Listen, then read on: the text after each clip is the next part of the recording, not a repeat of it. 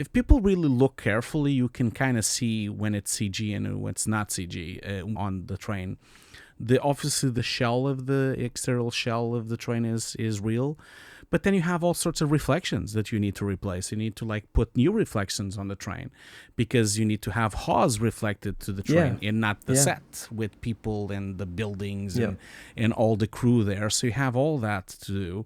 But then the cogs, you actually see when the train is moving, the cogs shake a bit because of course they're not metal. They're like probably plywood or something. So they're shaking. And so it's a fantastic reference, but then they need to paint all that out and put brand new cogs. Yeah. But again, like you're saying, it's all so intertwined between physical and practical and digital effects because all those cogs were built for real on set. Obviously, they took them out, they scanned them, used them as a source of the texture, and then replicate them in CG exactly like the real ones are done on set. So without making them on set, you would not have the realistic ones on CG. And without the CG ones, the ones on set would not look good. So it's like, because they would shake. And so it's a perfect combination of these two departments coming together.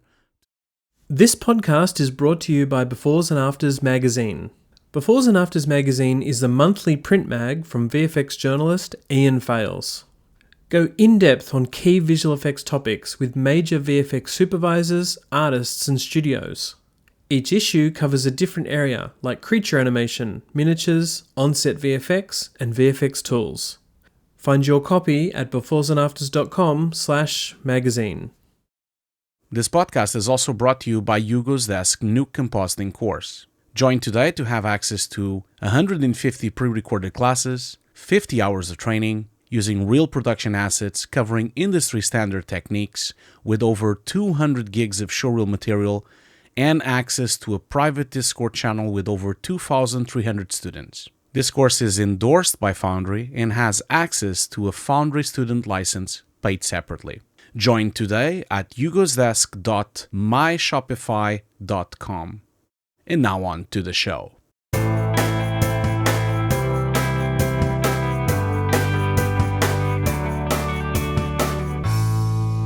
Hi everyone, welcome to the VFX Notes Podcast. I'm Ian Fales from Befores and Afters, and as always, I'm joined by Hugo Guerra from Hugo's Desk. Hi Hugo, how are you? Hey Ian, how you doing? Really well. I'm really looking forward to this episode on Wicked, a film I absolutely loved, and I'm pretty sure Hugo loved it too. Yes. But before we jump into the episode, we want to thank everyone checking out our season of 2025 VFX Oscar nominees. We've moved to seasons on the VFX Notes podcast, so that's where and how you'll find us on YouTube. But also, Hugo, the other big change is that we have a dedicated Patreon for VFX Notes, right? Yes, if you want to support the show, if you like the podcast, and especially if you want to get some bonus episodes that are exclusive to Patreon, you should check out our new Patreon. Every week we have a new episode there. A lot of bonus content. You can talk to us as well in the chat, submit questions. That's really cool. I'm really excited about that. You'll also get early access to our long episodes, as well as those exclusive mini-eps, and also an audio version of the podcast, which we know that lots of people like to listen to just on audio while they're working. Go and check that out at patreon.com/VFX Notes. We're really excited to be doing that as a bonus thing for our supporters. So Patreon. Right. Wicked, Hugo. It's the film of the year in terms of, I think, excitement factor, not necessarily box office, but it's the film that a lot of people are talking about. This is a film I absolutely loved. Should I share first my review of the film, Hugo, before we get into your praise of Wicked? Yes, go for it. I think this is just one of my favorite films of 2024.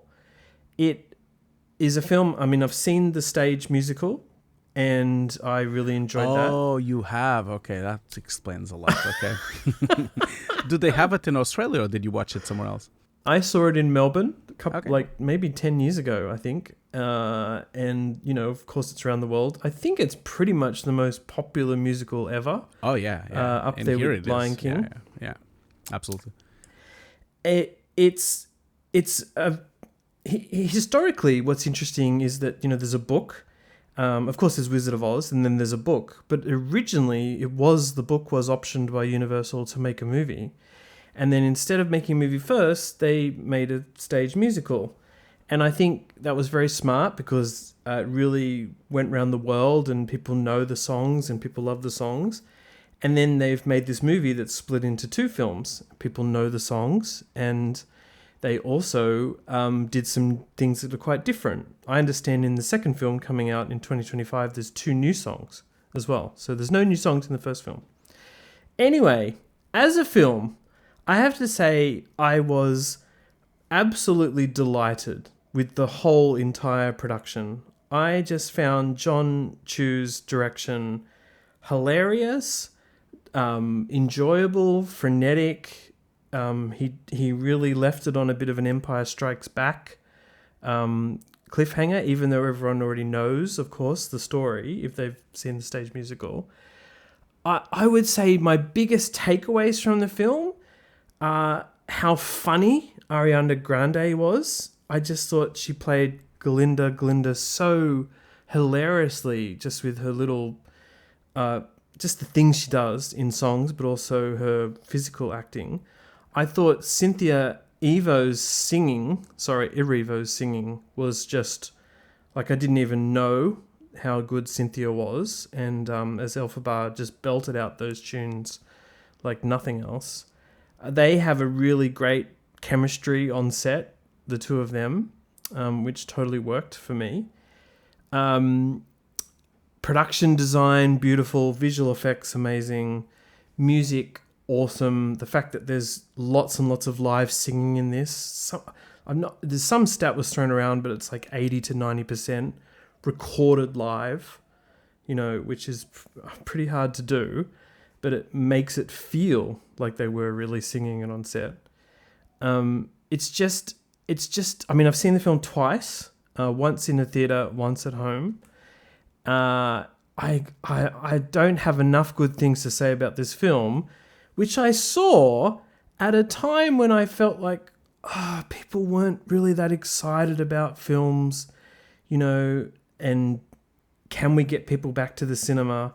Well, of course they did that with this crazy Gladiator 2 and Wicked single weekend screening, yeah. A bit like Oppenheimer and Barbie. It wasn't quite the same impact. Yeah.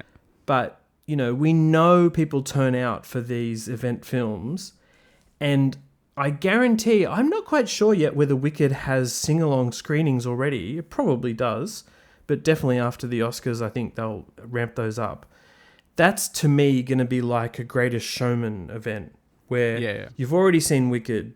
The kids have been listening to it over Christmas holidays and longer, and they will go back to see it with the sing-along words in the screenings, and people will sing. Well, the sing-along is on the Blu-ray already, and it's on the digital version, so you already have it there, and the Blu-ray and the VOD version already, to this day, already made like 70 million as well, so it's a huge hit on VOD. And they have the sing-along version, which has the annoying little thing in the bottom, yes. Oh, and we should be totally clear. The film is a hit, like over 700 million worldwide, right? It's huge. Just that Wicked Gladiator 2 thing didn't quite hit home, like, and was probably not expected to hit home like Barbie and Oppenheimer.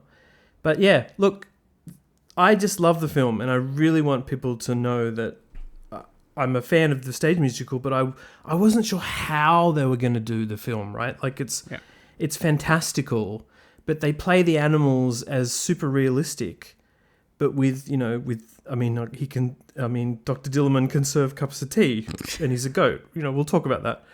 But I just thought they played it really seriously, if you know what I mean. They were serious about what they did, and yet there's this great comic aspect to the film that I loved. Yeah. But here we go, Hugo. What did you think about the film? Before I even say anything about the film, I had no idea what this was. I had no clue what this film was. I knew nothing about Wicked. The only thing I knew about Wicked was that I used to see in the UK. I live in London, so I would see these bus, publicity things with the Wicked Witch, and I would see her like talk. You see that all the time in London, Sure. so I had no idea what it was. Never listened to the songs, never seen the musical. I haven't even seen Wizards of Oz, the original film, never saw it. So What? yeah, I had never seen it. No, sorry. Never seen it. Was never a really big thing in Portugal. Holy moly. Never really cared. It's not really my generation film. It's really old, and I know how important it is. Of course, it's super important, both for visual effects and special effects, and I know of that, of course. But I was never really... Ian, I don't want to be... I really don't want to rain on your parade, but I really, really, really hated the movie. Oh, no! I don't want to sound like a dick here, but you guys all know, if you've watched this podcast, you know that I don't like musicals. I don't like when they just start singing all the time. This is really not a movie for me at all. Like, I just don't have any connection with this. This was a real big struggle for me to watch it. It was really difficult for me even to survive it. I had to watch it every 20-minute sections. I watched 20 minutes in one day and then another 20 minutes in another day. And I only watched it once. You know, I usually watch films 3 times to this podcast. Couldn't bear watching it again. I hate musicals. And I just, nothing wrong with the director, nothing wrong with the film. I'm sure the film looks beautiful. It looks stunning. The actors are really good. They sing really well. It's so immersive breaking for me when the best moments of Wicked for me are the moments when they're not singing. When they're not singing and just acting normally and they're just doing their thing, I even get into it. And then in the middle of a really dark moment or a really funny moment or a really heartfelt moment, they start singing out of the blue for no fucking reason whatsoever. And I just cannot get past that. As soon as they start singing, I'm like, why are they singing? Why are they singing? Why are they singing? Like, does anyone know why? I just can't. Because it's a musical. I know, but why do people sing on musicals? Because that's the genre.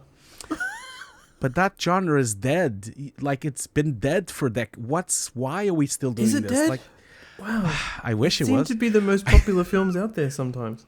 Are they really? They're not. No, I mean, this film did okay. It didn't do amazing. I'm sure they're disappointed as well. I just don't like the film. I think the film is people are really overreaching, and it's, for me personally, I'm not sure why it was so nominated in the Oscars. I don't really see anything there to have so many nominations. I don't know. I look at this film and it's really not for me. So, let's keep it that way. I don't want to sound that harsh or negative. I know a lot of people love it, but the film has 80 on Rotten Tomatoes, so at least there's 20% of people that didn't like it, so maybe I'm with them. Well, it has 95 as an audience reaction. Sure. So you're in the 5%. And the critic reaction not being higher than 80 is interesting to me. Yeah. Like, that is interesting, but it has a super high rating. I know. It's just that it doesn't connect with me whatsoever. Oh, that's nice. He's singing as well. Really appropriate to the film. If people can hear some birds in the background, I've got them queued up. Ian, no disrespect to anyone involved. The actresses are amazing. They really sing really well. The director did a wonderful job. Everyone, the set design is absolutely mind-blowing. The visual effects are absolutely mind-blowing. I don't like musicals, and there's nothing I can do about that. Like, there's just not. And I'm not going to pretend that I like them. You guys know that I'm always on, we're honest here on the podcast. It doesn't do anything for me. But, and so for me, it's a bit of a struggle to watch these films. As it was a struggle for me for Cats, it was a struggle for me with The Misérables. All these films are a huge struggle for me. Like, it's always been like that. Chicago was a huge struggle for me as well. I think the only musical that I actually enjoyed was, and I still like it to this day, is Moulin Rouge. I actually, for some reason, I like that film. Don't know why. Don't ask me why. I have no idea why. This actually comes back to when I was a kid. Even when I was a kid, you know, all these Disney movies when they start singing on the middle of the movie, I never really cared about that either. So I don't know. There's something here that I don't really connect with this thing. Well, people no, singing. you're not alone. There are people who, this is how they describe it, Hugo. They can't get past the I feel a song coming on moment, right? And I get it. People talk about this, especially with Disney films, where they're just having a normal chat, and then suddenly the zoom in is onto the main character who launches into a song. The best kind of movies and productions like that are where the songs are very well integrated into the storytelling and don't just be a song for the point of a song. I actually think Wicked is an example of that, where, you know, for example, the Defying Gravity sequence, which we'll talk about, is lots of flying. Now, they could have played that in the movie as just lots of flying and exciting chase moments. In the stage play, they do it in a beautiful way of Elphaba rising up on this mechanical platform as she's singing. So it's clearly singing, and the action is integrated in the stage play. Why not also do it in the movie? But I think some other movies, they definitely break for song, right? Yeah. That's how people describe it. And those absolutely. That's probably what you don't like. Yeah, but I thought this movie was that. Like, I don't really think that they did I don't really... there's nothing I can do about this. I don't like musicals, so there's nothing that I'm going to look into and think, oh, they were smoother this time. I just... Yeah.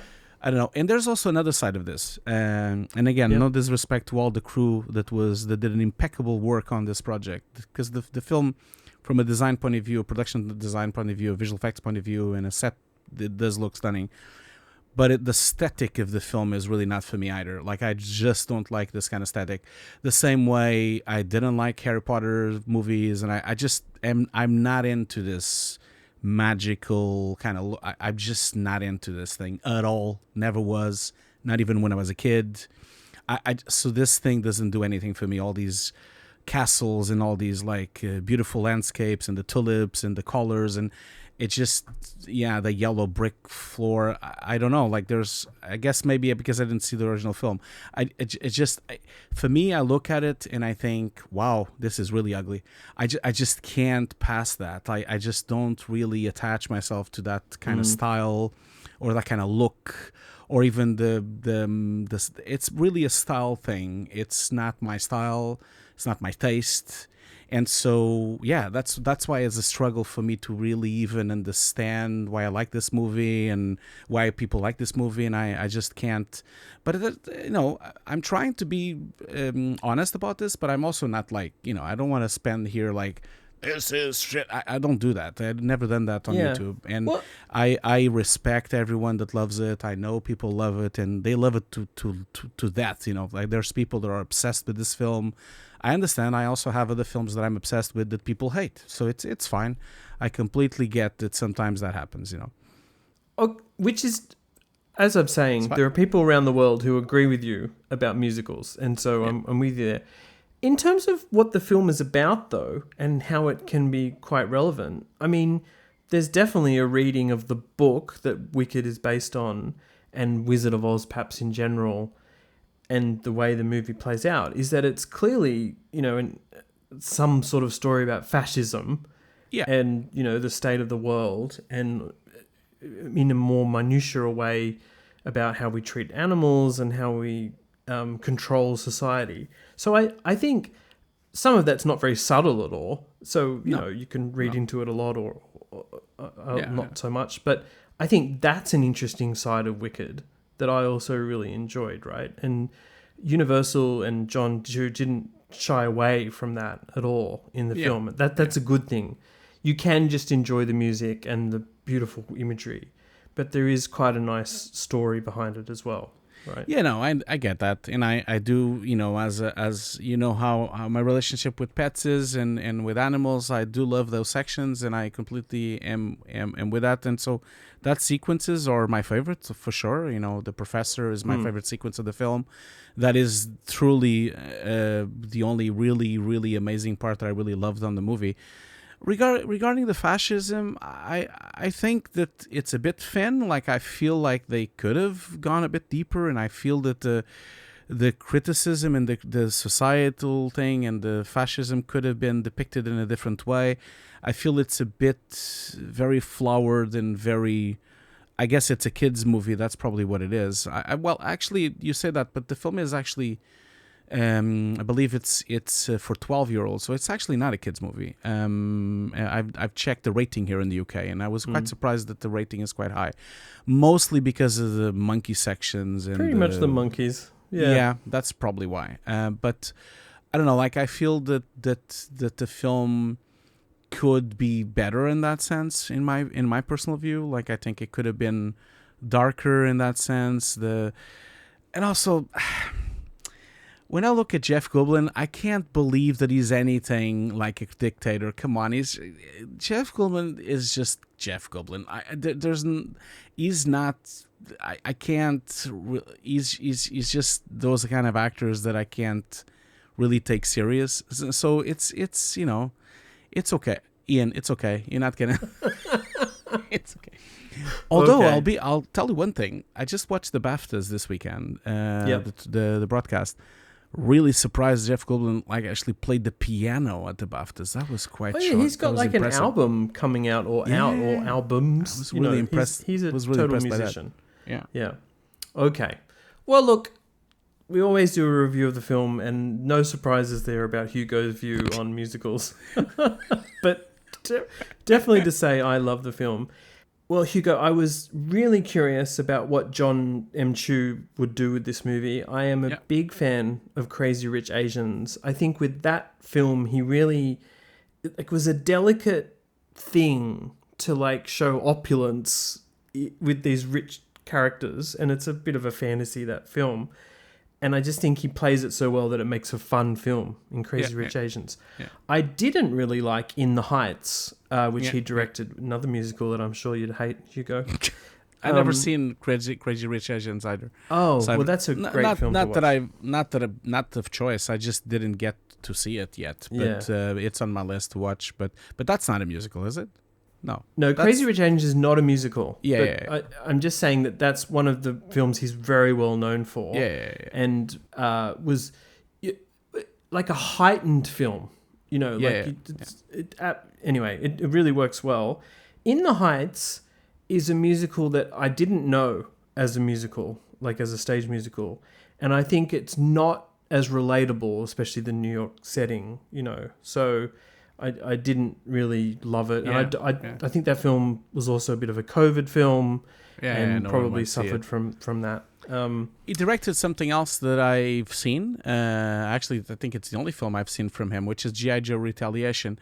Now, I love G.I. Joe. I've always loved G.I. Joes when I was a kid. It was my favorite toy when I was a kid. So every time there's a G.I. Joe thing, whatever, I go and watch it. Although they're always terrible. They're always terrible movies. And I know they're going to be terrible. That's fine. I understand that because it's camp. G.I. Joe was always camp. It was always supposed to be like a toy thing. It was never supposed to be taken seriously. I think he does a quite nice job. It's actually better than the other one. There's 2 G.I. Joe films, and so I'm sure he did whatever he could with it, with the material, which is not much. It's thin like a napkin. G.I. Joe is really just a toy brand, but it was curious that he did that film as well before. I thought it was curious, especially because I think he'd done some of the Step Up sequels. They're dance films. Yeah, that's right. And he did Now You See Me 2, I think, which is really good. Huge, kind of very broad. And I saw the first one, really stages. liked it. Never saw the second one. Now You See Me Too. I never see the second one. Here's an idea. If he's listening, I hope he's not, because he's not going to hate what I'm saying. He should do a G.I. Joe musical. That's the idea. That's a good idea. Oh my god! Because it's obvious that he has a huge tradition with music and dancing, and because you see that throughout his films, both from Step Up and then In the Heights, and now Wicked and Wicked 2 as well, Wicked for Good. So, that's the other thing. Because I didn't know anything about Wicked. I had no idea how it was ending and what was happening. I had no idea it was 2 films. No idea whatsoever. Oh, no. So I was watching the movie and I was like, oh, okay, what's happening? She's flying. And then suddenly it says to be continued. And I got so pissed off. I was like, fuck. I can't believe this is not... What? Where's the rest? I was like, Jesus, why do they do this to me? And I had no idea that there was another one. And I checked that they've done both of them almost side by side, and that it's going to be out this year again. So it's going to be I had no idea that there was 2 of them. Yeah, well, that's interesting, because I remember reading an interview with the composer, is Stephen Schwartz, and one of the concepts, I think, from him, or perhaps it was the producer of Wicked, was that they would make it as one film, but have an interval, right? Oh, okay. I can't remember the last. Like the Brutalist, that has a. The Brutalist has one. Yeah. There hasn't really been a musical one, I think, for a long time, and that would have been really interesting. That would have made it such an event film. Oh, right? yeah, like a 5-hour film, yeah. Yeah, but that you really encourage audiences to turn out for and prepare for. And it would have been a really interesting test of, like, how is movie-going experiences going? Can we bring people to the cinema? I'm glad they didn't do it, because it would have compressed the schedule VFX-wise, and it probably would have meant lots of people didn't go because they don't want to watch 4 hours or 5 hours, But in the end, I think, as I said in my intro, it creates this little Empire Strikes Back moment of what's going to happen if you don't really know what's going to happen. I'm guessing that has a connection with the original Oz. I'm guessing. I'm assuming. You've seen the musical, but it must, right? Because it's a prequel, right? It's a prequel to the original film, right? Isn't it? Like I thought it was. Well, it's events that happen at the same time. Okay. Like prequel, yes, I guess, in a way. But it does end at the same time as Act 1 ends in the stage musical. Oh, okay. Yeah. Okay. So it's not 2 musicals. It's the whole thing. Okay. So is it a really long musical or something? Okay. I'm sorry, I had no idea. Musicals do have an interval, right? Okay, Hugo? okay. So I've never seen a musical live. Oh my god, we're learning so much. Hey, so there's a lot of things that I've watched that no one else has watched. That's a good point. That's kind of what I mean about it would have been an interesting test of movie-going audiences. Yeah. Because when these people pay to go and see Lion King or Phantom of the Opera or Les Miserables or Wicked, they know they're watching 4 hours of stuff, of course. And they pay for it. And it's really expensive. You go and enjoy the drink and popcorn and whatever in between as well. But in the film, I think what's really interesting is that there's a lot more interactions in the second film and second act of Wicked with the Wizard of Oz, right? Dorothy shows up. I see. Right? I don't know how they're going to do Dorothy in the second film. So damn, are they going to do it in CG or are they going to do a real actress cast? That's interesting. And just remember certain characters which you know nothing about because you've never seen Wizard of Oz. Well, I've seen shots enough to know about the Tin Man and the Lion and so they're going to be CG, right? I'm assuming so. Well, I actually don't want to put any spoilers in here, but just remember there are characters in the first Wicked that kind of echo those characters in Wizard of Oz. That's all I'm going to say. But I think that's actually what the makes... lion cub. I see where you're going at. But that's actually, when you watch the musical, it's very cleverly done. Yeah. And I think that's probably was one appeal with making one film, is that you would sort of blow the audience away with these fun revelations about the connection to Wizard of Oz. Could they create the same buzz from just one film? I feel like they did, especially because Elphaba has this, arc about, well, hang on, she's good and she's trying to help animals, but she becomes the wicked Witch of the West? What? Like, how? Yeah. Even I was interested on that. Even I that didn't like the movie, and it really was a struggle to watch the movie. At the end of it, when we saw, because the last section I saw the whole thing, the flying section, the entire section from the Oz from the Wizard until the end of the film. That one I saw in a row because it was quite engaging. Even I was like, "Oh, I want to know what's happening." Even I'm interested. Yeah. So they even got me, even people that didn't like the movie, because it is quite engaging. Like, you're really surprised. Like, wow, she's a villain. How is that going to happen? Well, so yeah, a way to think about it, and I think this is the intention of the book writer and Stephen Schwartz and Jon as well, is what does it mean to be wicked? Right? Yeah. Does it just mean a villain versus a good person? Yeah. And so that's things that will also come which out is in interesting the because film. It becomes a bit like, it's the traditional villain and arc is always a bit it's always been too simplified, and Sure. and it's interesting that they're making it more complex. You see, this movie, if they didn't now sing, you like it. No, you love it.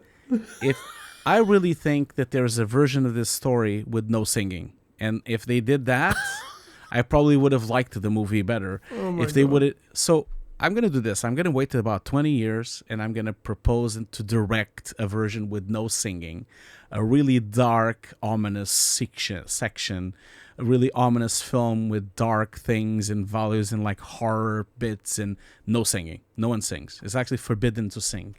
That's well, you it. might have to just read the book, which I think is different from the musical. Yeah. But anyway. Yeah, actually, that's a good point. Because you're right, because the book is not... I'm assuming the book has nothing to do with singing, right? Like, the book is just the normal book, right? The book is called Wicked, and it's, from like 1995. I think it's Greg Maguire or something, and it's you're right. based Maybe on... I should read the book, because it probably is much nicer, much better. I'm going to do it. I may have to do it, yeah. Okay, well, a victory then, to some degree. Yeah. Hugo, we were talking a little bit about Jon Chu, and I just wanted to mention some of the other great craftspeople before we get to the visual effects. I really thought the cinematography here from Alice Brooks was really interesting. It's a big visual effects film. Sometimes cinematographers don't always get a chance to lens things in the same way when there are lots of virtual shots and whatnot. Yeah. But here, they certainly did build lots of sets. We'll get to some of that interesting marketing details soon. But Alice Brooks has done a lot of musicals, actually, including In the Heights. And she did Tick, Tick, Boom. Nathan Crowley was the production designer, is a production designer, I think, who's worked a lot with Chris Nolan. And there was a huge amount of behind-the-scenes stuff released about his production design and the real sets that they built. Now, you and I have talked endlessly over the years about, they always say they build a lot of sets, but, then the visual effects team comes in and replaces them. Well, it was just classic filmmaking here, right? Where they built them to a certain height, pretty much as high as the stage would go when they were on stages, and then outdoors pretty much where it was economical to build them to a certain height, and then visual effects would enhance them. Sometimes totally replacing the sets, sometimes literally doing set extensions, as we've talked about, and environment builds around them. But Nathan's work's really great, I think, especially for the university, which looks really cool, and was probably more to the university and more to Oz as well that we'll see in the second film. But just wanted to highlight some of those craftspeople, Hugo, as we always do. I figured I really wanted to say that I think the cinematography of Alice Brooks is really, really good. And if anything, the film does look beautifully shot, and it's really beautifully handled. I think she did an amazing job. And especially the intimacy of the film and the close-ups, and I really enjoyed the dance sequence when she first brings her hat, and that sequence is really touching and really well filmed. It's the only section in the film that I really was connected to a point that I actually even got a bit misty eyes and everything. So that was until they started singing, of course. When they started singing, then it completely brought me out of it. But that's what I'm saying. it was really a struggle for me, Ian, because a lot of times I was really into the full movie, and then the singing just kind of brought me out. But the cinematography in that sequence is really outstanding, and also I really liked how the film gets darker and darker and darker as we progressed, and especially the end sequences with the monkeys, and then with the corridors, and then when she's flying with the sunset and everything, and even the forest sequences. It's really well shot, and I think people will be surprised by the amount of it which is actually really shot. This film is really grounded. I know we keep saying this on the podcast all the time. You already mentioned the sets, but this is definitely one of those movies where they really went and tried to build everything, and they really tried to shoot as much as they could in camera, as much as they could. Of course, sometimes it wasn't possible, but they really went for it. So shout out to the production design and also to Alice Brooks' commitment here, because there's always a plate of something, even if the plate is replaced 90%. Which sometimes is.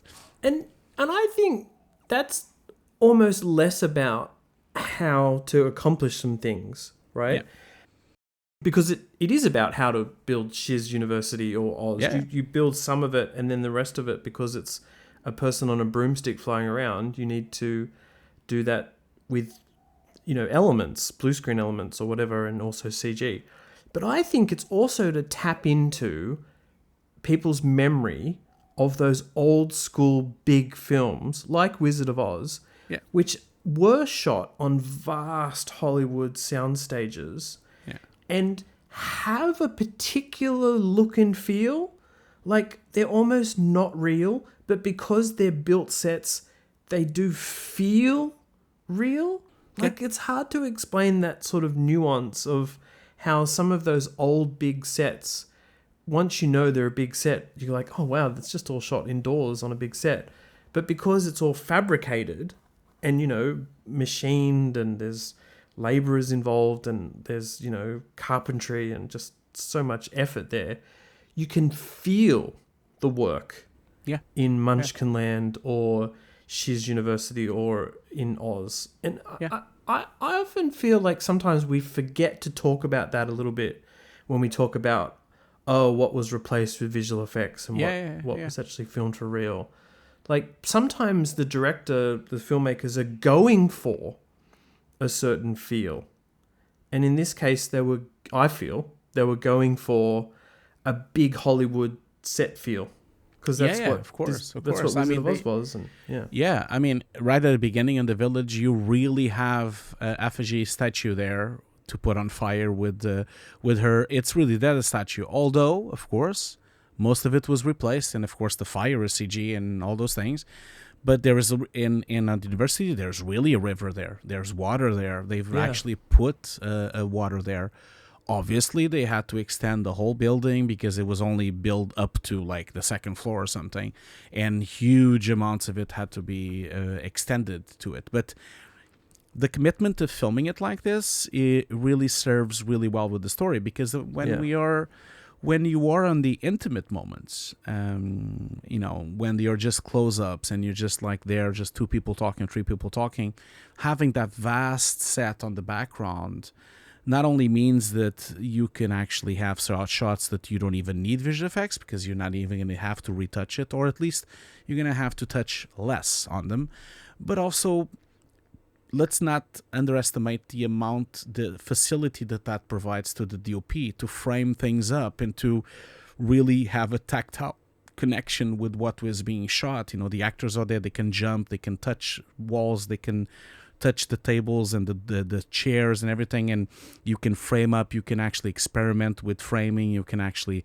have, basically go on set and treat it as a real location and just frame shots up as you are, which often sometimes it's difficult when you have just a green screen set, or if you have an LED stage wall volume, or it's not as easy for you to have the creativity of starting to come up with sequences.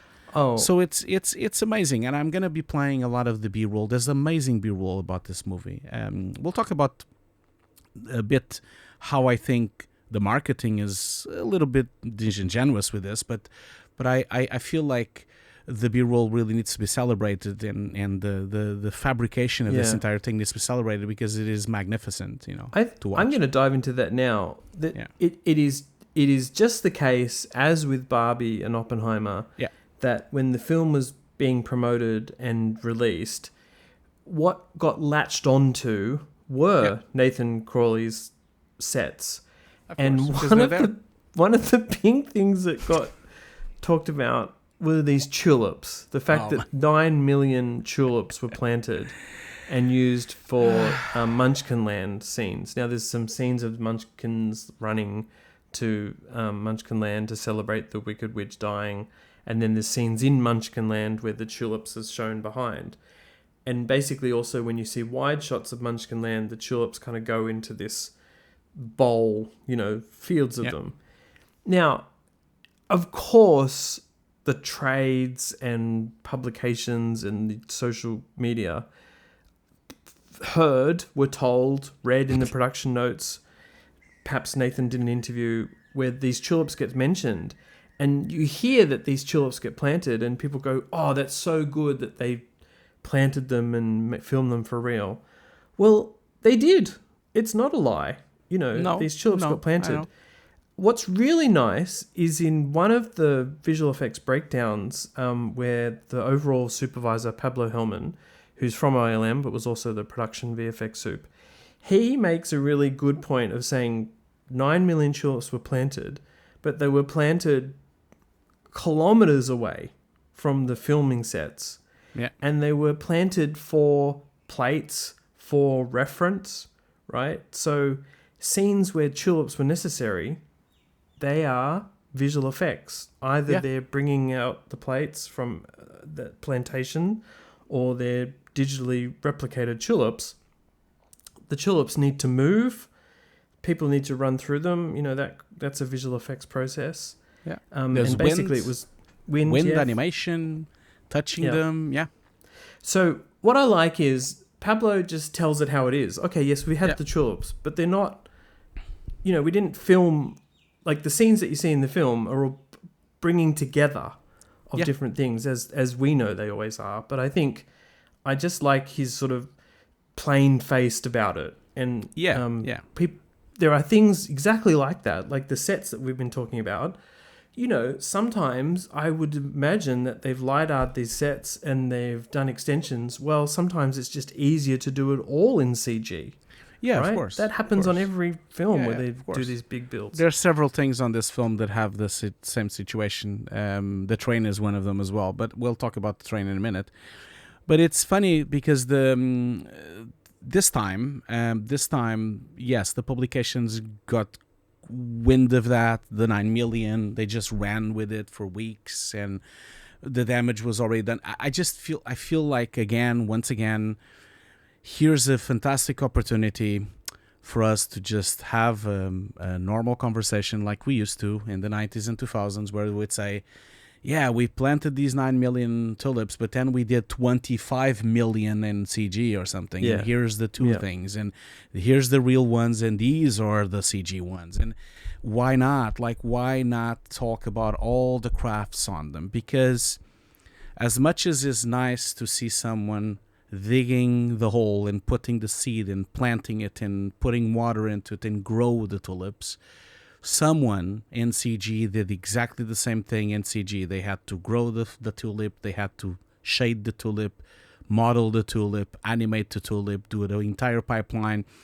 And no disrespect to someone planting the tulip, I do think that it's actually more complicated to do CG tulips than actually to do real tulips, to plant them. So I just feel like it's a great opportunity. It was a missed opportunity to talk about the two things and to actually say, here's hey guys, look at this. We have all these departments working on this. CG did this and practical did that, and we all happy after. And they didn't do it. They don't. And they're not hiding it, of course. You see breakdowns, but they're quite short, and they're just like little glimpses on the 3-minute short reel that ILM has, and there's a few frames on your magazine, of course, and There's a couple of frames on the web, but it's just really tiny little. If you only look really deeply, you really see, oh yeah, that's a CG too. Oh, that section must be CG. There's no explanation. No one talks about it. There's no featurette about it. I just wish that we had that. I wish someone would go and film the animators and shaders and 3D artists at Framestore and at ILM and went there and filmed the artists and filmed them on the machines, on the boxes, doing these things, and actually take photos of tulips. Maybe they even have the tulips there to scan them. And I just wish that was happening, and it doesn't. And this is really easy to happen. We had a good run. We had 3 directors that were really, really going for it and really talking about these things. Unfortunately, on this film, that doesn't really happen. I watched all the extras. There's no mention really of VFX on the extras. There's barely a few mentions on the commentary. There's a couple of mentions here because the monkeys are CG. Of course, the monkeys had to be CG, so of course they had to say it. So it's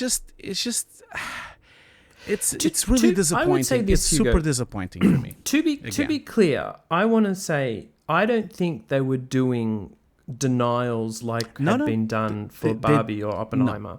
I didn't say that. Jon has been on panels with Pablo during award season promotion, absolutely praising the visual effects and vice versa, right? I've heard them say that as well. It's not the same scenario as what happened last year at all. Didn't say that. But I'm with you on like promoting the visual effects work even more. And I always remember, like, we talked about it once before, but the Gladiator DVD, and I know this is from the year 2000, but somehow a crew was in Mill Film just absolutely with them for what seemed to be days or weeks. It might have only been a day of filming.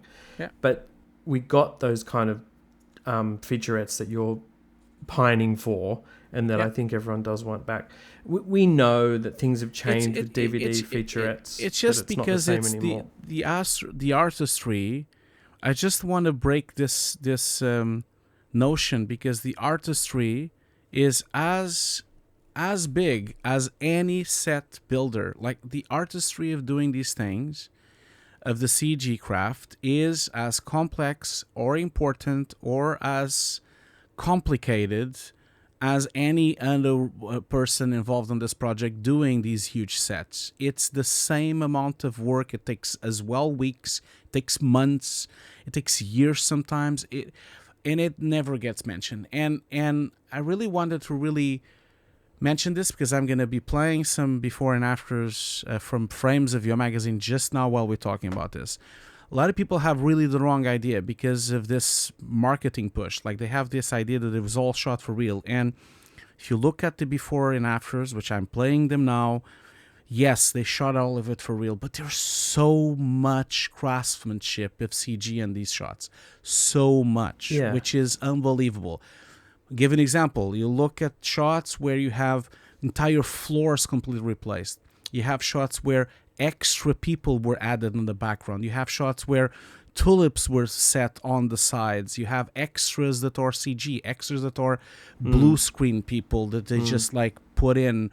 The straw sculpture in the middle was completely replaced because they had to burn it, so they ended up doing a full CG one, although they spent a long time on the documentary talking about how cool that sculpture is. Yes, it is cool, but it was replaced. There's a lot of that. And then there's, of course, gimbals and wires and harnesses, and the capes are CG, and even the broom is CG. Like, there's so much CG on this film, which is another. It would have been a fantastic opportunity to share this work of everyone and to just say, guys, look at this amazing thing. We did this entire set, and then the CG guys came and made it even better, made it even bigger. It's so cool now. Everyone working together, and it never is done. I just get so disappointed by this. My only positive takeaway is that we're talking about it now on VFX Notes. I know. Obviously, a plug for my magazine where I had some great access to the filmmakers, visual effects filmmakers, and the principal companies are ILM and Framestore, and the challenge of covering visual effects in these featurettes we're talking about is often related to, they do all the B-roll filming while the film's in production. Yeah. Visual effects happens weeks, months down the line, and they're the practicalities of it. But I do feel like it's our job, Hugo, to promote this work and celebrate it. And of course, they are nominated for the Visual Effects Oscar. Yeah. So there's some real great takeaways from this. And absolutely. And I don't think I agree with you. I don't think Wicked was as problematic as Barbie at all. I don't think it is like that. The filmmakers are not doing any of that. Even the studio is not even pushing that much. It's just that this is now an automated. This is now it's autopilot. These things come out. Yeah. The B-roll comes out. All the internet jumps on it. It's not even the studio talking about it. Like it's just it's in autopilot mode. Yeah. Which is a shame. Yes. In fact, there's two other good examples of that, apart from the Tulips. There's some great practical effects work done, overseen, but with collaborations by special effects supervisor Paul Corbold. And the train is one. Yeah. And the train, like, here we go, it was built for real, right? This crazy green train.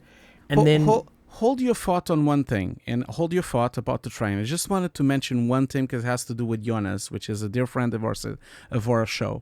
Jonas, which has this amazing No CGI series on YouTube. I'm going to put this out there to you, Jonas. You said on LinkedIn, if you discover there were CG tulips, you were going to do episode 5. So it's on your court now. You need to do episode 5 of the No CGI. It has to be done. Come on, go for it and do a new episode. We're all waiting for more episodes of your amazing series.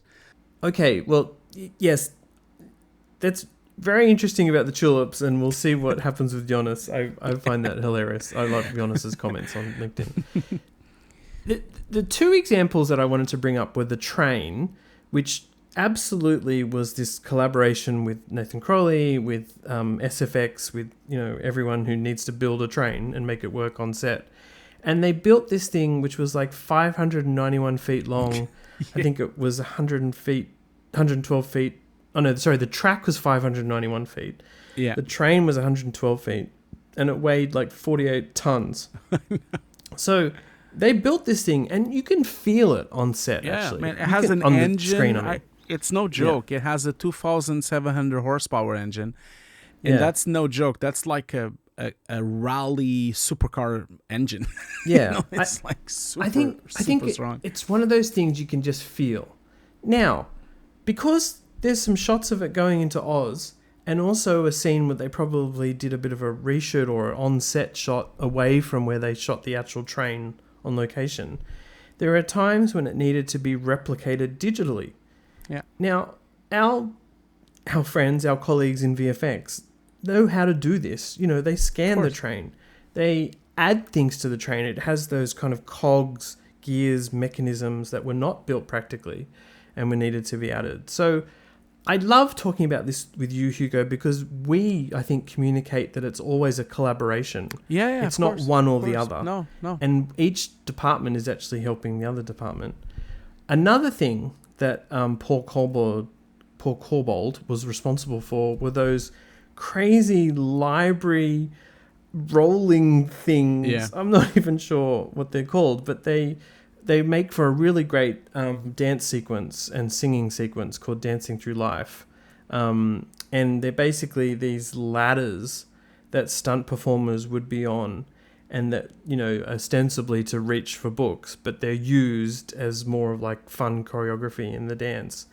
And in the magazine, I was able to mention all this safety, crazy equipment they had that no one would get crunched in there. And, it's all mechanically, hydraulically driven, computer driven. And I just think that is a cool effects related thing. In terms of visual effects, they were doing things like, you can see outside the window sometimes. Also, sometimes the characters are on a bit of a perspex platform, so that they can lie on these ladders, and then visual effects would erase it. So once again, it's a great little collaboration, right? With practical effects as the base, and then visual effects coming along to enhance, edit, remove, whatever it is needed to be done. Yeah, and especially on a sequence like that, like people, and this is not just on that sequence, but the entire film, because you mentioned this in the beginning. This film had the complexity of being shot live with live recording, so they were actually singing on set, which becomes a problem because of noise and because of gear and because of microphones and hair buds, and so all of that needs to be removed. You have boom mics, you have microphones, you have like gear and tripods, and you have cameras, and you have the earbuds on their Earwigs, own yeah.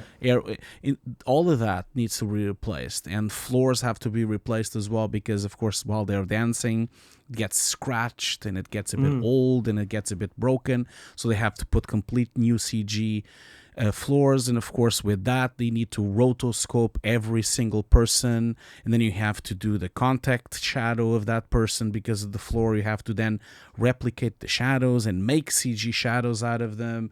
This is no minor task. It looks simple, and when you look at the breakdowns you think, oh, they hardly did anything on that shot. But because we're looking at a pixel level with the shadows and the contact shadows and the microphones and the little earbuds and all those things really add up to become really complex shots. And that's why the film has 2,200 shots. Like, it's a lot of VFX shots on this film. Yeah. And that thing is awesome. That the B-roll is also awesome with the rotating bookshelves. Is really cool, and the train is really cool as well. You were talking about the cogs as well. Like you actually see if people really look carefully, you can kind of see when it's CG and when it's not CG. What is not CG on the train? Obviously the shell of the external shell of the train is real. But then you have all sorts of reflections that you need to replace. You need to like put new reflections on the train, because you need to have Hawes reflected to the train and not the set with people and the buildings and all the crew there. So you have all that to do. But then the cogs, you actually see when the train is moving, the cogs shake a bit because, of course, they're not metal. They're like probably plywood or something, so they're shaking. And so it's a fantastic reference, but then they need to paint all that out and put brand new cogs. Yeah. But again, like you're saying, it's also intertwined between physical and practical and digital effects, because all those cogs were built for real on set. Obviously, they took them out, they scanned them, used them as a source of the texture, and then replicate them in CG exactly like the real ones are done on set. So without making them on set, you would not have the realistic ones on CG. And without the CG ones, the ones on set would not look good. So it's like, because they would shake. And so it's a perfect combination of these two departments coming together to do this. And this film is filled with this, like filled with shots like that, with perfect merging. Yeah. Can I just say something about the train trip as a comment on the film? I was watching it in the cinema and felt, they really did that train trip too quickly. I felt like they're in Shiz University and it's like a short little train trip to Oz. Like, why don't they go to Oz all the time? It's like 5 minutes. And of course, there's a deleted scene between Glinda and Elphaba in the train, which they appear to have shot on a soundstage, maybe with some scrimmed backing. I'm not sure with LED walls or anything like that, but you can actually watch that deleted scene on YouTube now as an official clip, and that's really interesting, because I can tell they just wanted to keep the story propelling along and get them into Oz. But I kind of missed that train trip, and you missed a few dynamics with the characters possibly too. But anyway, that's just it's always complicated because the film can become too long, and you want to be fast in the action. I don't believe the sequences are fully finished, are they? They didn't really finish all the effects are not there, but I totally get it. I totally see what, especially because they're like acting out to things outside, and so I would assume that they are going to be seeing things passing through. I really get it, but yeah, those practical sets are quite. There's something really, you've talked about this on the beginning of the podcast. There's something really old school about this, about making these for real like this, because it's not very common that you do a train like that. But also, I know I don't want to repeat myself, but I would have loved for the artistry of the CG also to have been celebrated as well, because you don't even notice when it's CG or when it's not CG. In fact, when the train arrives on Emerald City, there are shots where it's the real practical train there, and some shots it's the full CG train there. And I can do a Pepsi challenge with anyone here or with anyone watching this podcast. No one will ever notice which ones are which, just to prove how good this work looks. You know, it's just agree. Yeah, it's mind blowing because and it's also part of of really the intelligence of making the real train, because when you make a real prop, you see that it's real. You notice that it's real. It's on set. Their actors are acting with it. You've seen the B-roll, and so it doesn't matter if they replace it in CG on some shots, because you've been sold already. Like your mind is already kind of like, yeah, this is a real train. You don't even think about it anymore. You know. Yeah, and one other kind of practical effect that I talked to Paul Corbold about was the mechanical face that we see in Emerald City. Now.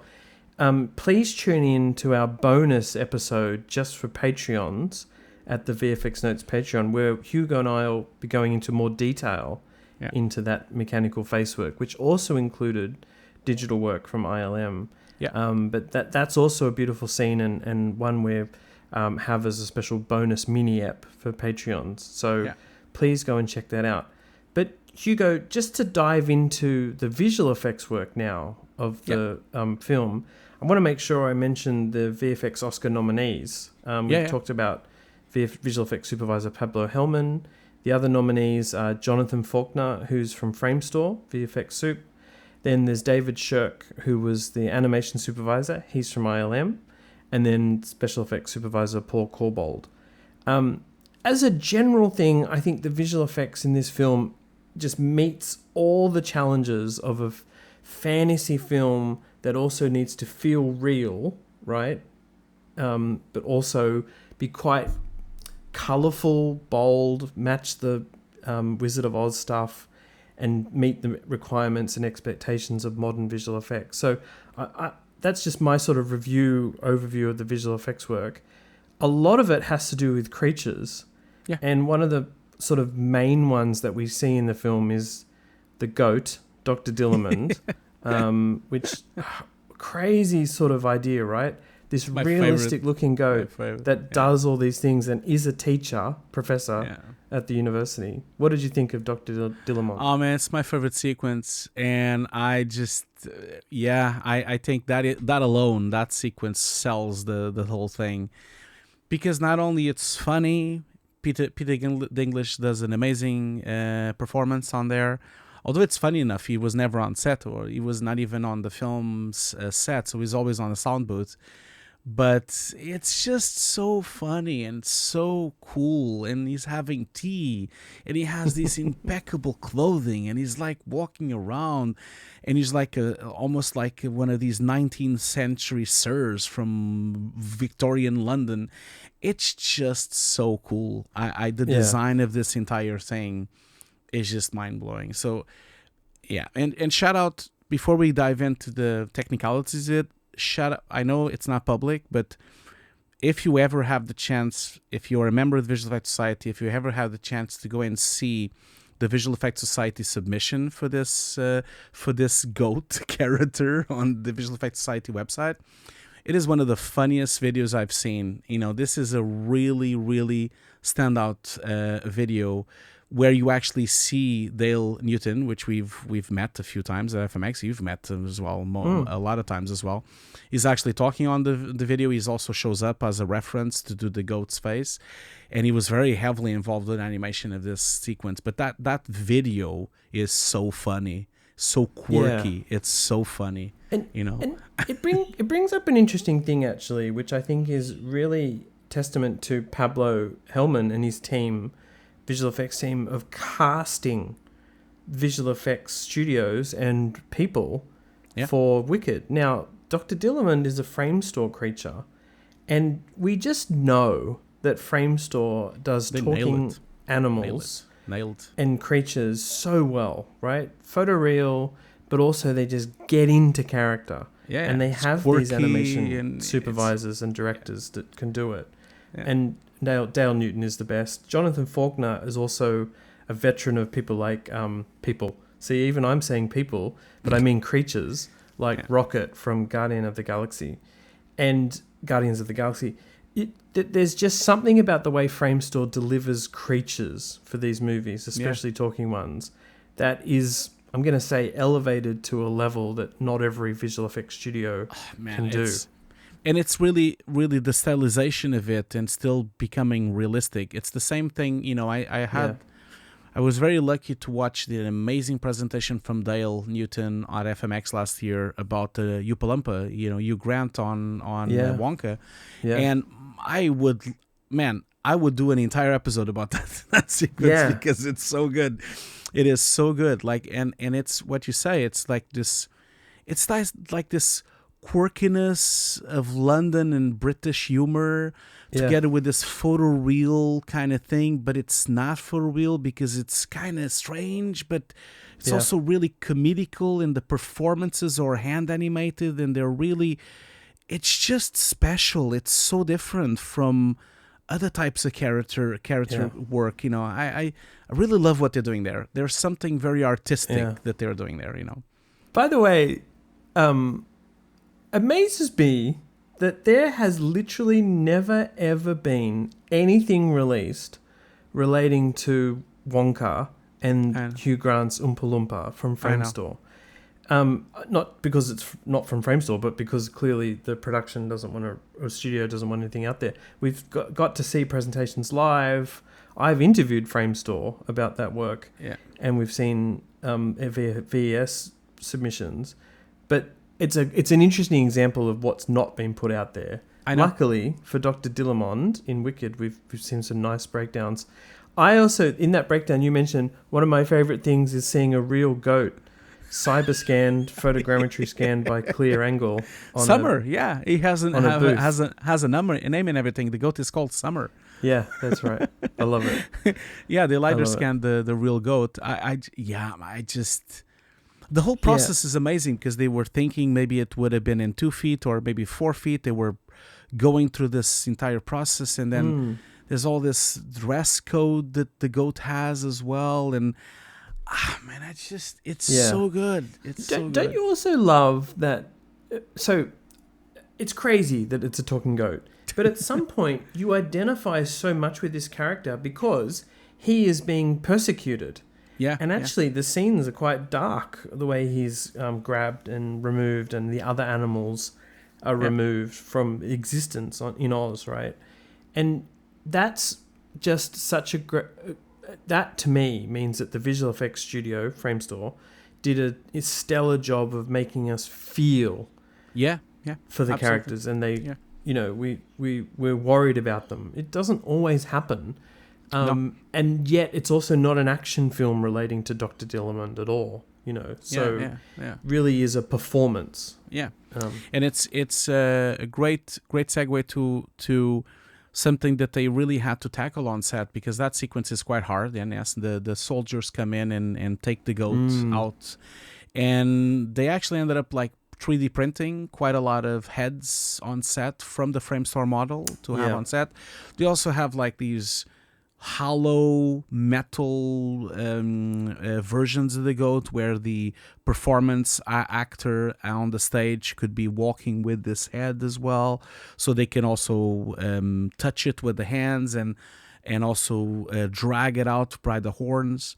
Obviously it becomes a really complicated visual effect shot because obviously the horns are going to be in different places and the fur is there and CG is there as well. And so they ended up as I understood from the breakdowns and also from your Fabulous magazine, they had to end up replacing full hands in CG and fingers in CG, and they had to actually rebuild the arms so that they could also move with the goat realistically. So it's a quite complex process, but having stand-ins on set, we've already covered them quite a lot on the VFX Notes podcast, but it's crucial it's crucial. Should we talk for half an hour longer on stuffies? Yes, we probably should, right? Yes, we should. But it's. I was going to say that you are. I'm surely you loved this, but it's just so important for the timing, for the acting, to set focus, for the DOP to frame up. You really need. I know it sounds ridiculous. It looks ridiculous. It looks silly. It looks really preposterous because you look at it like, why did they even bother? Because you could just put it in CG. But it's so important to have that for the eye line, for the focusing, for the actors. It is really important to have those stuffies and those all those 3D printed heads on set. Yes, absolutely. Did you get one? Did you ask them to give you one? My goal is to acquire a stuffy somehow. I nearly bought one at an auction site, which was one of the dragons from not How to Train Dragon, from House of the Dragon and Game of Thrones. Oh, man. Yeah, green screen dragon head, but I never got it. Anyway, that's for another podcast. So, Hugo, Dr. Dillamond was Framestore. Many of the other animals in the film were Framestore, including the Lion Club. Yeah. But another creature that's central to Wicked are the monkey guards, who obviously ultimately sprout wings. And the main character Chistry, which he has a bigger role, I'm going to say. I was going to ask you that. I was going to ask you that. It kind of looks like he's going to be big on the other film. He has a bit of a... Well, we won't say. But ILM was responsible for the monkey guards. I thought they did a stellar job of, especially when those monkeys are in pain, growing the wings. I just thought that was the most chilling scene, and probably the one that was maybe harder for little kids to watch. Yeah. But particularly those sequences were really good. The other thing is we keep saying is that it's fantastical to have these monkeys walking around and then with wings. How do you make that feel realistic but also dark and scary? And I think ILM really did that really well with those characters. Yeah, it is. It's it's funny because researching to this film, I went to see. I have a complete proof of how good these shots are and how impactful they are to the regular audience. And so I went to the ratings board on the UK, just for curiosity. I always do these on all films and just check what the rating of the film is and what do they say. They usually have a description of what are the issues, because it has parental guidance. So you basically have a document for parents to read. And this film is for PG, for 12, or for companion parents. And there's an entire section just about these monkeys. An entire section of them really worried about how painful it is and how violent it is. And this is a huge testament to the animators and to the ILM people, because even the rating board believed that they were suffering. To a point that they put the rating of the film higher, because it was so painful, the whole thing, that they actually looked at it and said, Jesus, this is painful to watch and kids are gonna cry with this. This is the biggest compliment they can have, That's right.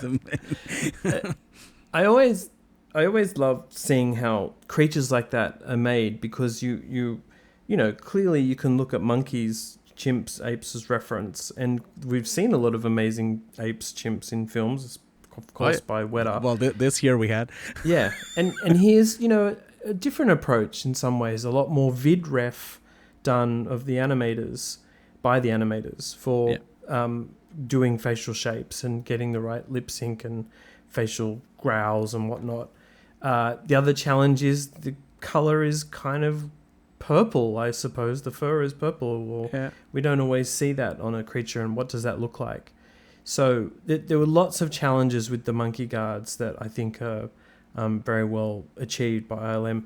Flying as well, it's chaotic, right? Like, it's not super smooth. Eventually the monkeys are able to chase Elphaba very efficiently on the broomstick. But I just thought there were so many things that made those monkeys thrilling and scary. I actually wanted to see them in the film a little bit longer, and there is a deleted scene with the monkeys terrorizing the two main characters a little bit more, but that's not in the film. On the corridors, on the corridor, Yeah. I saw that. There's like pre-animation and previews for those sequences. I don't think they're all finished as well. Yeah. No, these monkeys are they are really technically well achieved. They really look for the real. The resolution of the texturing is really high. It's so detailed. The whole thing is so detailed. The animation, really stunning animation. There's some reference on set, but also a lot of hand animation on this entire thing. Really, really stellar work from ILM on this thing, because you really feel the pain and the wings coming out, and there's not just one. When you go to the other room, there's like 30 of them doing the same thing. There's quite a lot of them. Oh my gosh, going all in, and it's quite a dark sequence. The more I think about it, Hugo, this film is like a big animation challenge. I imagine there was probably a small bit of discussion at some point, maybe years ago, about Wicked being an animated film instead of a live action one. I mean, ILM had another huge digital character which isn't in the film that long, but it's Dolcy Bear, the bear nurse, and then the other bears that are around young Elphaba, and the wolf delivery doctor nurse as well at the beginning. Yeah, they just Dolcy Bear has bit. become I feel like Dolcy Bear has this cult following kind of on the internet.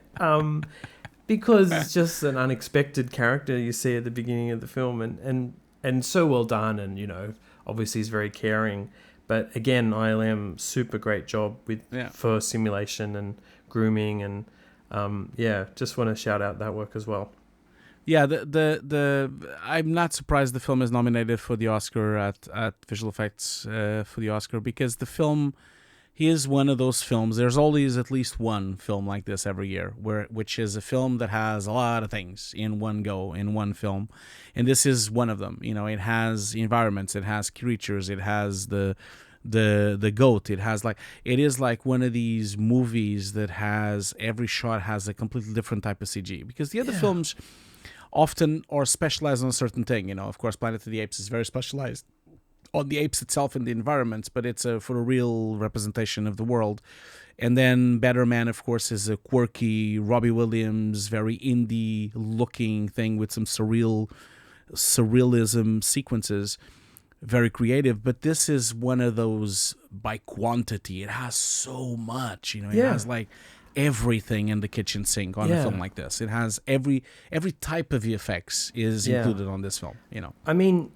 We've mostly, in terms of visual effects, talked about the creatures, but of course, all those sets that we were discussing up front, the extensions of those were generally handled by Framestore. Then ILM was doing basically Emerald City wides, whereas Framestore was doing Emerald City from the ground, looking up type shots. But I wanted to mention one particular thing Framestore did for Munchkinland, and I think a little bit of Emerald City, which was volumetric CG crowds. Oh yeah. I mean, this is this beautiful invisible work that comes from yes, we're shooting extras and crowds, but we just need more of them. How do we then add in realistic looking crowds? And Framestore was part of coming up with a volumetric crowd solution for that. Well, you have an amazing breakdown image on your magazine, where you actually see the wide shot from the top, the village, and there's not a single person on the shot, and there's a huge crowd that they've gathered around. Which I would have just thought were extras, right? And I think so. Framestore did a top job there. Yeah. One final thing before we maybe get into the big Defying Gravity sequence, Hugo, which was handled by ILM. There's a really fun scene in Emerald City when the two main characters are walking around. Yes, they're singing a song. We actually also see the original Broadway performers. Oh, I don't remember that section. I think I didn't listen to that part. But they encounter I think it's a watery projection hologram type thing of the wizard. And Jonathan Faulkner, Framestore's VFX Soup, was telling me about this sequence. And he had John Chu at Framestore in London reviewing dailies, reviewing shots, but they hadn't worked out what this projection would be of the wizard, and they hadn't shot Jeff a Goldblum, you know, so it wasn't going to be him. It was going to be something else. Was it going to be animated? Was it going to just be some other stand-in? And, you know, I think by the time they'd really got to near the end of having to deliver this, Jonathan Faulkner said, all right, I'm going to be the wizard in this projection. So he had this, like, clothing that he owned, I think, or he bought, and went and shot himself down in the basement of Framestore, just doing this sequence. And then John's like, yeah, go and do it. You're in it. And they were like texting one another of how the shots should look like. It's so funny. Exactly. It's so funny to read it on your magazine. And I mentioned it in another part of this 2025 VFX nominees podcast, but it's actually one of these films from the top VFX films of the year where the VFX supervisor is in the film. Another one. Right? Yeah. In Better Man, Luke Miller from Weta is like a CG extra. And in this one, Jonathan's in it. And then in another film, Twister, which was in the Bake Off, Ben Snow is a VFX soup who is in the film with a like Australian character line. So I think that's really interesting that these VFX soups are actually part of the film in quite, you know, small ways, but important ways.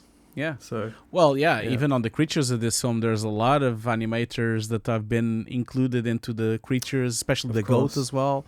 I know Dale is definitely inside that goat. You can see that from the references. Totally. No, totally. It's funny, isn't it? Because we're seeing more and more.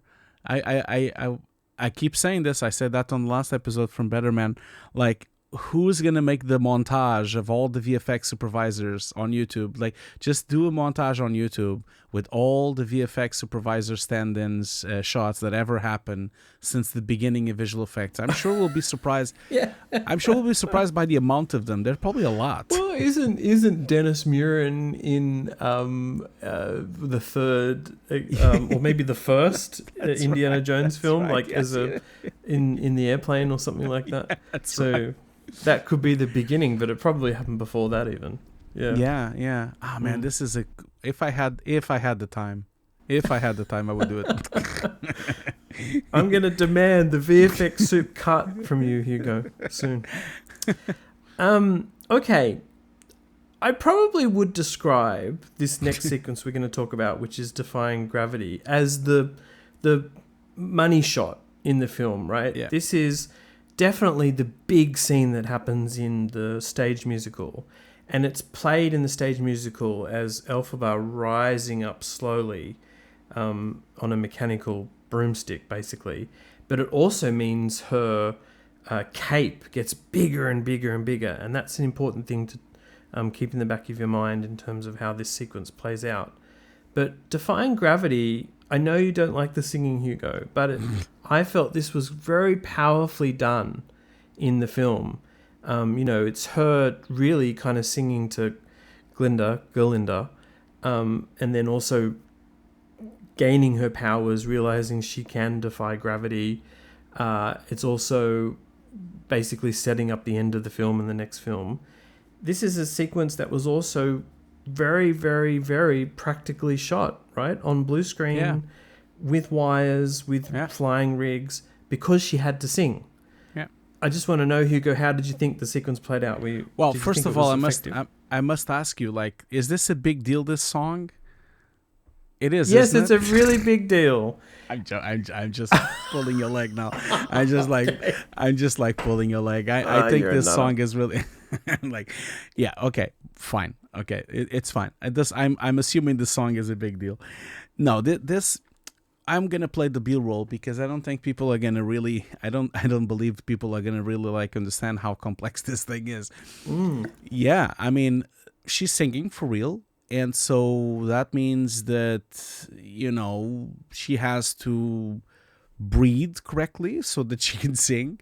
But at the same time, she's being held on wires, upside down, on the side, and going through all the G-forces of the rigs. And also of course, the point of gravity, the center of gravity becomes a bit uneven when she's trying to sing. And so I must say that the actress did an amazing job with her Oh yeah. air Oh my performance, God. because she's like singing her heart out with this thing, and while she's hanging in the air, probably fearing for her life because she's so high up. And it's really impressive. And there's all sorts of really complex and really smart things here. I love the silent wind. This is a really good idea. Oh yeah, right. This is a Yep. fantastic idea, because obviously they need to look like they're floating in the air, and so of course wind machines are super noisy, so you can't really have wind machines on set. So they had this really really smart idea of having the wind machines really outside the set and really far away, and have these huge tubes and ducts going Yep. into the set, and you actually see it on. I'm gonna play it now. You actually see that these like these people on the crew holding these ducks and pointing the hair at her, and you Yeah. don't even hear anything. It's really Yeah. cool. Amazing rigging of that by Paul Corbold and his Yeah. team. Based on a simple request from the sound team to reduce Simple the amount of live noise. Yeah. Yeah, Yeah, I like it. which is cool. But the whole man, this is a spectacle to watch on behind the scenes, because you have like people dressed in blue screens with wheels to rotate her and these gimbals. She's like flying all over the place. It is really her flying, and she's falling and she's flying and she's turning, and she's like right there with the camera next to her, right to the face. Obviously, as we've been saying from the very beginning of this podcast, gigantic combination of efforts from the practical team, because they've shot all this footage with her singing for real, and then a huge effort from CG and from visual effects, where in some shots they left it almost alone, and some shots they had to replace the entire body in CG, and some shots she had to replace just the legs, and then sometimes they had to replace the entire room. Not to mention of course the cape is full CG as well. You actually see that on the B-roll that the cape is missing, and also the broom is only half of it. So this huge combination of efforts here from all of these departments of scanning all these objects and making replications of CG then, and also of course the actress, sometimes she's a takeover in CG as well.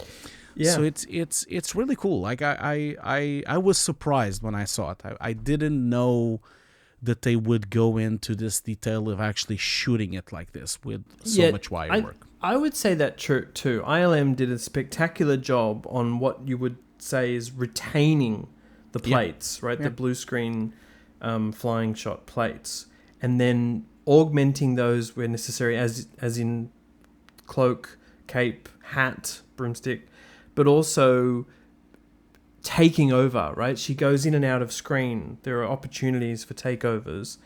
And then I could watch the film again, Hugo, and just watch the backgrounds, right? She is flying around a completely synthetic environment, which is the castle and the grounds around it, environment around it. Then there's clouds. I mean, I love doing interviews about clouds, because every visual effects studio seems to have a different approach to doing them. But clouds here is a big one. And as we said right at the beginning of this podcast, it's not played as an action sequence in the way that you might normally think of. She's singing. It's an emotional sequence where she's realizing who she is and what she wants to be, and how she needs to depart from her best friend, effectively. And so there's a lot of emotion in it, which visual effects is just there really to support. Yeah. And I really feel like ILM nailed it with doing it that way, rather than some huge other kind of sequence. Well, or even doing it in full CG. Like I don't. Yeah. I just don't think it was it wouldn't have been a good choice. First of all, because the actress was adamant of shooting it, and she wanted to sing it live, and I don't believe it would ever look as felt or even as realistic if it would have been a fully mocapped suit capture, or even if it was hand animated the whole time, because a lot of the nature of this sequence really comes from the organic nature of how to film it, because I'm sure while they were on set, they came up with angles and they came up with things, and she was singing, and obviously the rhythm of singing is different in every take, and so she is singing a bit faster or a bit slower, a bit. It's all about the rhythm of a live show, because that's what they're doing. They're singing. These two actresses are singing like if they were doing a live show. If they were doing the Super Bowl halftime or something. They're basically going for it and singing. That's what they are good at. They are live show singers. They have amazing vocal range, and they can really go for it. And it's really amazing to watch the behind the scenes, because you're listening to them singing, and it's like pitch perfect singing. I know. It's while she's hanging in the air. Yeah. It's like incredible.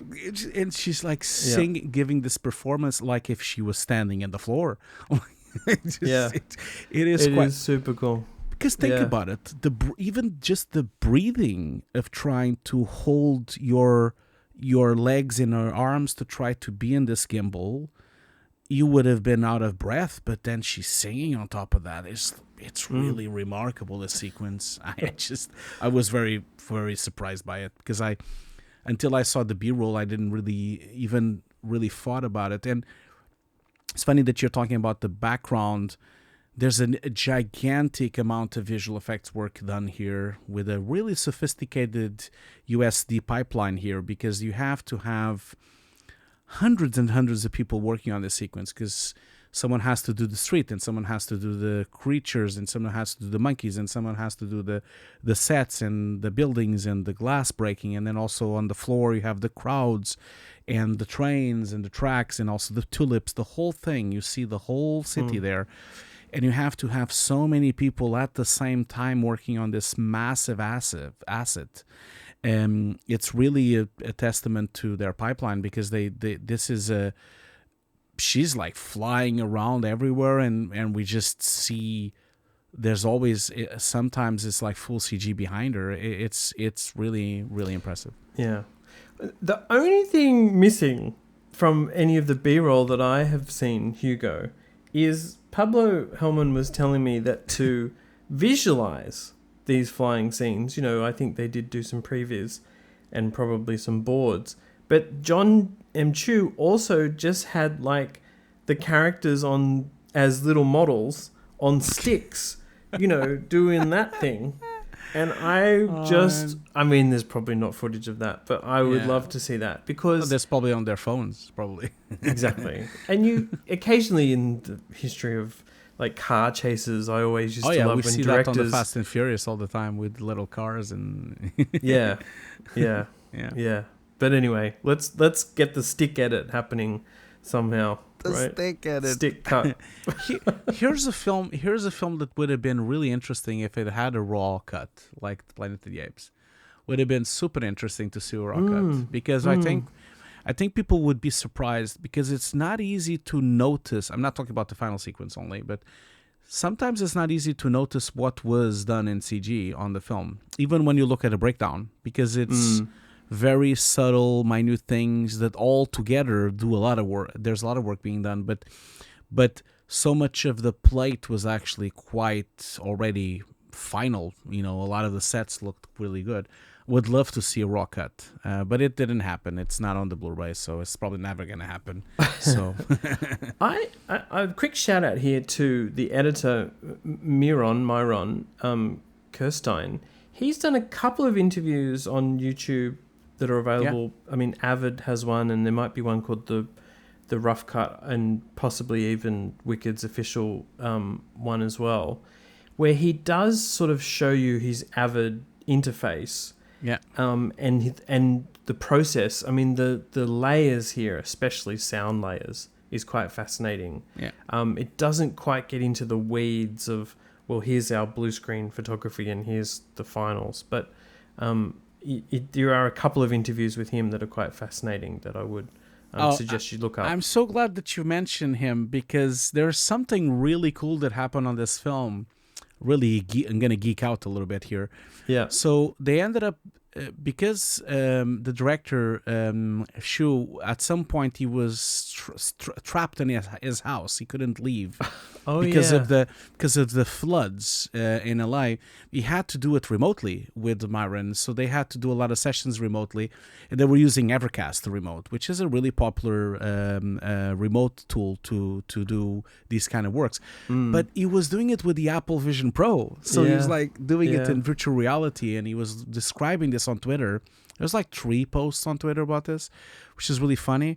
He's describing that he felt like he was on this gigantic screen on the cinema watching this entire thing, and he had screens on it and notes, and then he would use his own avatar to talk with the other people. It was really cool. This was such a geeky moment, them doing it. I agree, Hugo. I was really fascinated to hear that, and I'm so curious about other filmmakers who have used it. I feel like Wes Ball might have made a few Twitter posts about watching movies in the Vision Pro. And especially because they're stereoscopic. That's the most immersive feeling he's ever had in terms of watching films. So the fact that directors are using it, jumping into it, is really cool. I'm always wary that they get sent one from Apple and they say nice things, but if they're using it and it's useful, well, they're going to say it, aren't they? No, I know. It's very tricky to understand if it's real or not, but I found that it was fascinating because, yes, I saw the Wes Ball's post, and he's not the only person saying this, and it has to do with the fact that stereoscopic is just perfect on that thing, because not only it's really close to your eyes, but because if you wear glasses, you can actually have prescription lenses on the Apple Pro. And so people that wear glasses, like me, you can actually have, if you have heavy prescription, you can finally see stereoscopic properly, because you don't have to have glasses on top of glasses. And so you don't have double reflections, and you don't have flaring because of that. And so I think that's why... And especially because it's close to your eyes. And so because of that, and it's because it's running 120 frames, you'll never get sick. Because the frame rate is so high that you'll never be with motion sickness whatsoever. And that's why the experience is so cool. And maybe there's a resurgence of stereo work there. Maybe there is. I mean, there's a couple of stereo cameras coming out this year. Maybe there will be.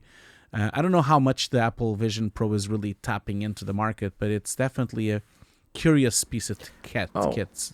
So no. I think we're going to see some fun things with that Blackmagic camera that's coming out and others. But no, that great point that you made, that that's an aspect of this film. It's been in production for a while. Stuck at home during COVID lockdowns. Things, and it's that old. It's that old, isn't it? Because it's from COVID, even from that time. But you see them with masks sometimes. We see them with masks on the on-set shots as well. We forget it's been almost 4 years, but we're still seeing films from that time. It's really insane. Isn't it? It's 5 years, Hugo. That's how long ago it is. I mean, it's crazy. Right. It's crazy. I didn't have a beard 5 years ago. No. Well, Hugo, it's been so much fun talking about Wicked with you, even if we disagree. I mean, I think it is one of the best films of 2024.